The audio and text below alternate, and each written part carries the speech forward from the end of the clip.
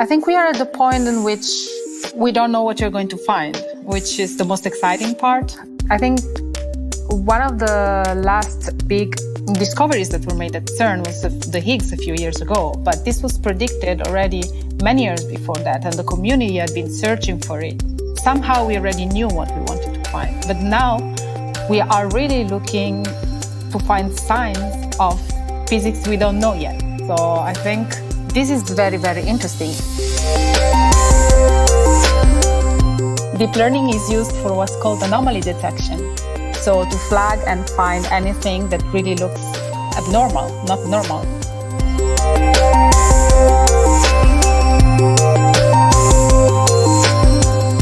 You're listening to Widdershins podcast, where we take the ultimate sci-fi themes found in books and movies and discuss them with the world's leading scientists, engineers, and experts.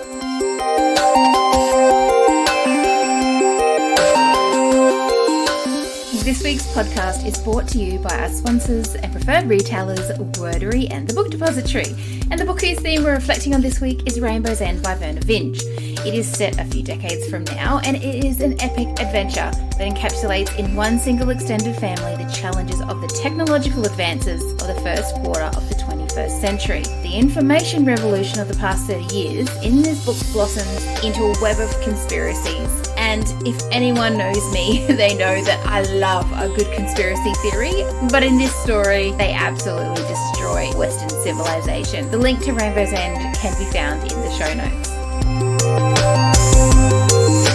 My name is Amy Rose, and in this episode, I have a conversation with Dr Sofia Vallecorsa, a CERN physicist with extensive experience in software development in the high-energy physics domain, in particular on quantum computing and deep learning applications within CERN Open-Lab, a public-private partnership between CERN and ICT companies. Let's have a listen. Sophia, thank you for coming on the show today. Thank you. So I'm going to start by asking, how did you get into, I think you're into AI and technology. How did you land into this position? I mean, were you a kid and you loved technology and science and physics, or how did you get here? It was a long path, I would say. Well, it is true. In fact, I was always fascinated by science. In general, this was this idea of understanding, how the world works. I think there was a curiosity that has always been there, maybe because of my parents. They had this enthusiasm, this constant enthusiasm towards science that they always tried to pass on to us. Mm. And I think it worked.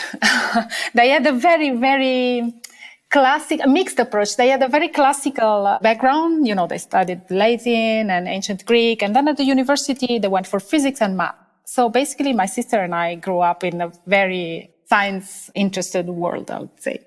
So basically, I always knew I wanted to do science. It's just that at some point, I started to go towards more fundamental science, fundamental research. And I think you can get more fundamental than physics. High energy physics, astrophysics. And so that was what I started with. That was really what brought me into science. And when you say you started with that, were you a child or were you in university? Did you think it was always going to be your path? I think already as a child, I thought this was going to be my path. Through high school, it really became clear. And I decided I wanted to do something that, was, again, really fundamental, understanding how the law of our universe work. And so physics for me was the natural choice. And that is what I did at the university, and that is for my master and the PhD later on. And so you're a doctor, you've got a PhD in high energy physics, and you're currently working at CERN Open-Lab. What is it that you're working on there at the moment? Oh, okay. So maybe I should first explain to you what Open-Lab is.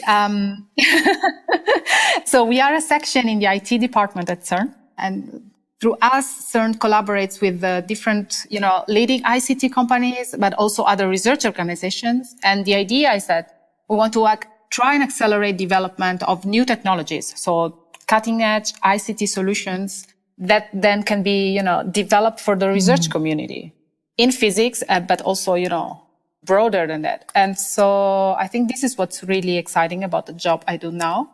In particular, I'm responsible for all development of different deep learning applications. This is, again, for physics, but also for other fields. And how are you applying deep learning to physics? Well, there's so many things you can do with deep learning in physics. One of the first projects I started working on was, for example, looking into generative models in order to simulate the behavior of the particles in our detectors. I'm an experimentalist, so for me, understanding how detectors work, it's of primary importance. So simulating these detectors is key. It's actually an essential component of any physics analysis. And so when I got to know the existence, that in fact with deep generative models, you could create synthetic reality, this looked like, the perfect application. You can use deep learning methods, for example, to search for very rare phenomena in your data and do so in a very efficient way. So the community is very interested now in using deep learning. Oh, absolutely. Especially if you can find those little hidden gems. But exactly. Exactly. It's everyone's dream, isn't it? If you go back 100 years, they would have just been, so excited to be able to find these things. But yes, and we are building such huge machine like the Large Hadron Collider here at CERN, and we're using it and we create a huge amount of data. And then, of course, the problem arises. You really want to, not miss that little tiny thing. Because you spend so many efforts and so long in building all this equipment. And so it is really, really important to be able to use those techniques because they get better the more data you have. And how do you see this data collection? Because, you are collecting a lot of data, but what do you see as the outcome to it all?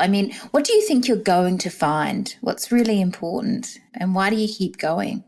I think we are at the point in which we don't know what you're going to find, which is the most exciting part. I think one of the last big discoveries that were made at CERN was the Higgs a few years ago, but this was predicted already many years before that, and the community had been searching for it. Somehow we already knew what we wanted to find, but now we are really looking to find signs of physics we don't know yet. So I think this is very, very interesting. And for this reason, since in particular, because we are looking for things we don't know, I think deep learning can really help. So with these, have you found anything in particular that is just incredible? Actually, let's go back to the Higgs, did you say? Yes. Yeah. Can you just explain for our listeners, because some people will be from sci-fi, some people will be from science. Can you explain what Higgs is and why it was so extraordinary? Well, the Higgs boson is one of the fundamental particles that was missing from, our knowledge of the world, of how matter and energy interact, and, all the basic laws of nature work, because the Higgs boson is the particle that is responsible for the existence of matter, basically, of mass. And so it was theoretically, it was described, and it was already many, many years ago. And the theoreticians got the Nobel Prize, in fact, for that. But it had never been observed before. It was really, really the missing piece of our understanding of what we call the standard model of particle physics, basically our understanding of how the particles interact. And what was the consequence of that discovery? What's happened since then? They've used that discovery to find other things, or there's been, Well, there is a lot of research that continued in trying to understand all the properties of those particles and how it interacts with the ones we already knew. But there is also a lot that's been going on in trying to find new physics. What exists beyond this standard model? This is what we want to keep looking for with the next run in the next years. Yeah, some scientists that I've been speaking to they're into time travel and wormholes and things like that. And they're saying that the laws of physics are quite flawed at the moment, or some of them say that and some of them don't, but they say there's a lot missing. Is that what you're saying as well, that by doing this research that you're doing with deep learning, we're going to discover new laws of physics? I think in some sense, yes, but let me explain what I mean. for example, I don't think physics laws are flawed. I think that there's still a lot we don't know. And for those things that we don't know, we build models that we try to base on observation, and that are in some sense, I would say, our best guess of how things work. And so more research then is needed in order to verify those guesses, those models, and improve them. So this is the kind of research that's going on right now. And this is where deep learning can help, in particular, because you can design deep learning tools, AI tools, to learn directly from the data. You don't need to give them that much input information to start with. And I think this is why they can help so much in this respect. So essentially, the AI is able to have a look at let's just say a printout, a massive millions of figures and data, and it's able to come up with a new concept, something that you didn't. An example, I can give you an example to explain. In some sense, you're right. Yes. What I mean is that you can design a deep learning model to look at your data. You can teach this model to recognize, let's say, particles and interactions and behaviors that you already know. And then this model will be able to analyze very fast and very efficiently a huge amount of data and then flag the one that looks different in a way that we couldn't really, do manually or algorithmically. This would be awesome because one of the gentleman, Seth Shostak, who I was interviewing about, he's basically on the hunt for aliens, and they've been waiting for a signal. And what happens is they don't have the computer power or the capacity they record heaps of data, but they can't catch everything. And there could be a signal coming through, but they don't actually have the computing power or the resources or technology to capture maybe what could be an alien signal from space. So are you saying that perhaps in the future, I mean, you don't have to agree, but could deep learning pick up a signal that otherwise no one else could? Yeah, I think so. This is very generic. In fact, it's at a much smaller scale and for more, I would say, close to Earth kind of applications. This already exists. Deep learning is used for what's called anomaly detection. So to flag and find anything that really looks abnormal, not normal. So with the AI though, now some people are saying that this deep learning and AI is going to get to a point where it's way too strong for us, way too smart. It's making the decisions for us. And the robots are going to take over the world basically, and the AI is going to take over the world. What's your opinion of that? Well, I would say that AI is advancing very fast, but we should also, I think, be more realistic about what we mean when we talk about AI. If you're talking about general, AI, so some entity that could reason in exactly the same way a human brain does, and therefore even replace humans, I think we're very far, and it's unlikely something like that is going to happen for us. I mean, this is my opinion. I think narrow AI, though, is already there. By narrow AI, I mean something that system that it's capable of learning and improving its performances in order to perform a task at the same level a human would or better. And this already exists. For some specific tasks, this is a reality. I mean, if you think about speech recognition, AI systems can do that at a level that is better than a human can. Or even image recognition, it's very close. It got there for some specific applications. So from that point of view, I think AI is a reality. Now, of course, this is the situation today. Research and development around AI is everywhere. The community is extremely lively, and it's a very, very interesting, place to be right now. But so what will happen in the future, it's difficult to see. My opinion is that, every time you improve something, the next improvement, it becomes more difficult. So, oh, I see. Imagining, this is general, right? It's a general, so imagining a system like an AI system capable of improving indefinitely, it's difficult for me. I think there are going to be hardware constraints and software constraints too. So I don't see this happening soon. I know there are colleagues that don't think like that, in fact, because they claim, this is a very human-centric approach to this problem, and you shouldn't use that when you're talking about AI. So I think, I don't know, the question is still open for me. Yeah. Well, see, there's a utopian, dystopian opinion of this. And, well, my opinion is, and a host really shouldn't, but I'm just throwing it out there because this is my favorite topic. So maybe perhaps not in 10 years or 20 years, but it will continue to develop. It will continue to get better and better and better. So at some point, it will become smarter than an average human, because when will it stop? Again, yes and no, in the sense that for specific things, I think you're totally right. And I think it will actually happen rather soon. It's already happening. But in general, I'm really not convinced. I would love to see it, actually, because for me, this would be a utopian future. So it would be a good future. Yeah.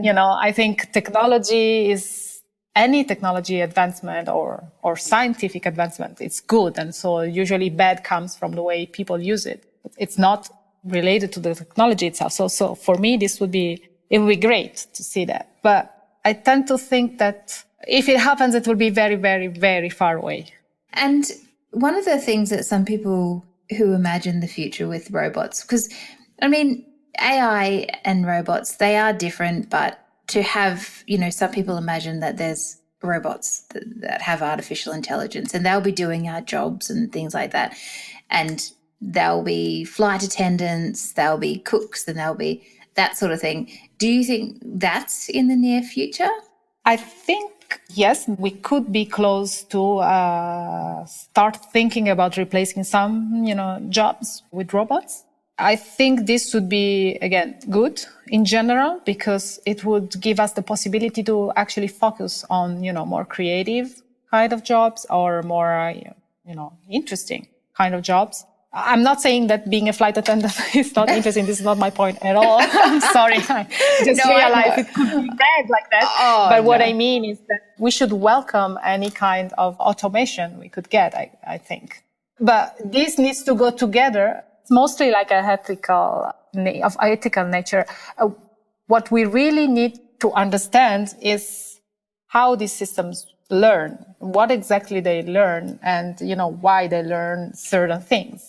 Because we need to be able to interpret their behavior and justify it if we want to really start using them practically in our world. Because imagine that we start relying on AI to take decisions about medical care. There has to be accountability, and there has to be the possibility to explain why a certain choice was made. So this is key, and it's really beyond just the simple technical or technological advancement, right? But it's very important if we want to get there. Yeah, that's another thing that I wanted to talk to you about, the ethics of it all and how to make sure that our values are instilled in AI and, the humanistic approach, how to value humans above the AI sort of thing. I don't know how to put this, but I sometimes get worried about the people who are programming the AI with their bias and their own views, because it is a human in some cases who is the programmer behind the AI, and that gets rolled out to, in some cases, courts to make. I see what you mean. I think because of the way you develop AI, I think the problem is more like putting boundaries to the outcome. You don't really program AI. You let it learn through the data that it looks at. And there is some kind of, stochasticity inside this process. And so you need to be able to assess where it's going and control. And maybe that is the stage and the level at which you can put in some ethics in, right? But again, I think this is unfortunately, it's a tricky subject. It's very, very complicated. I know there is a lot of work that's going on at the level of trying and understanding how those systems learn exactly in order to be able to explain it and interpret the results, of course.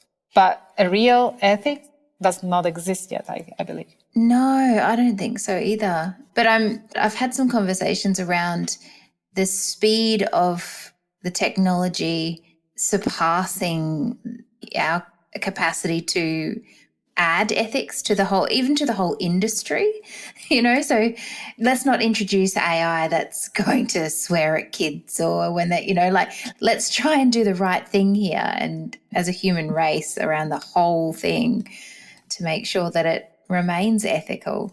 So that's some of my concerns.